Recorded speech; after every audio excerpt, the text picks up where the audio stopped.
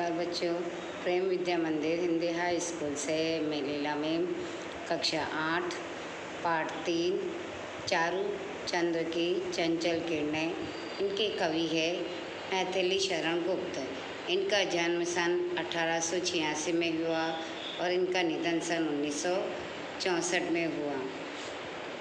राष्ट्र कवि मैथिली शरण गुप्त का जन्म उत्तर प्रदेश के झांसी जिले के चिरगांव में हुआ था।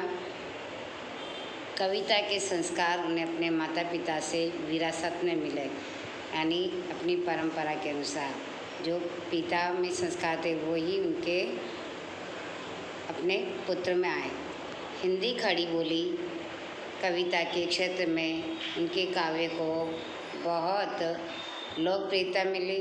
इनकी रचनाओं में राम भक्ति और राष्ट्रभक्ति की भावना अनेक रूपों में दिखाई देती हैं। साकेत, यशोधरा, विष्णुप्रिया, पंचवटी आदि उनकी प्रमुख कृतियाँ हैं। उन्हें भारत सरकार ने पद्म भूषण से सम्मानित किया गया था। प्रस्तुत काव्यांश पंचवटी से लिया गया है। इस कविता में चांदनी रात और प्रातःकाल के प्राकृतिक सौंदर्य का बड़ा ही मनमोहक चित्रण हुआ है। वनवास के दौरान सीता, राम, लक्ष्मण पंचकुटी में पर्णकुटी बनाकर रहे, उस समय का वर्णन इस कविता में किया गया है।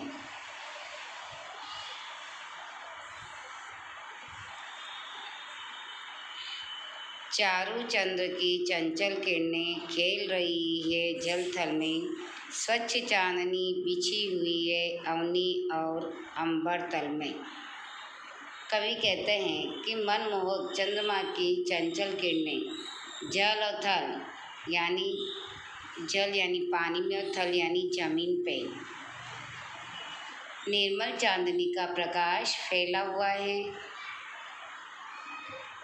धरती है हरी भरी घास की नोकों से अपनी प्रसन्नता व्यक्त कर रही है।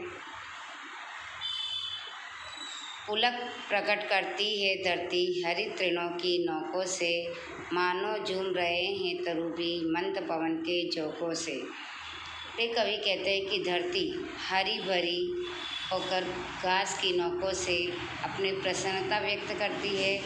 ऐसा लगता है कि वृक्ष भी मंद मंद बहने वाले वायु के झोंकों से मस्त होकर झूम रहे हैं।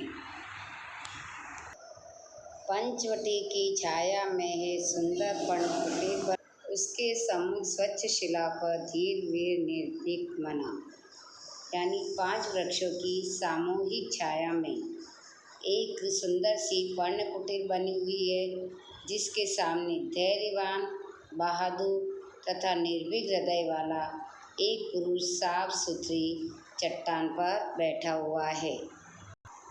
जाग रहा या कौर धनुधर, जबकि भुवन भर सोता है, भोगी कुसुमायुध योगी सा बना दृष्टिगत होता है। भुवन यानी जगत और कुसुमायुध यानी कामदेव। इस समय जब सारा संसार सो रहा है, तब शिला यानी इस पत्थर पर बैठा हुआ यह कौन धनुर्धर यानी धनुष धारण किए हुए जाग रहा है। कामदेव जैसा यह सुंदर भोगी पुरुष योगी यानी सन्यासी जैसा दिखाई पड़ता है। इस तरह लक्ष्मण का पहरे देते हुए बाहर बैठे हुए हैं, तो उनके बारे में संबोधित करके कवि कहते हैं। आज इतना ही, बाकी का हम कल पढ़ेंगे। बाय बच्चों।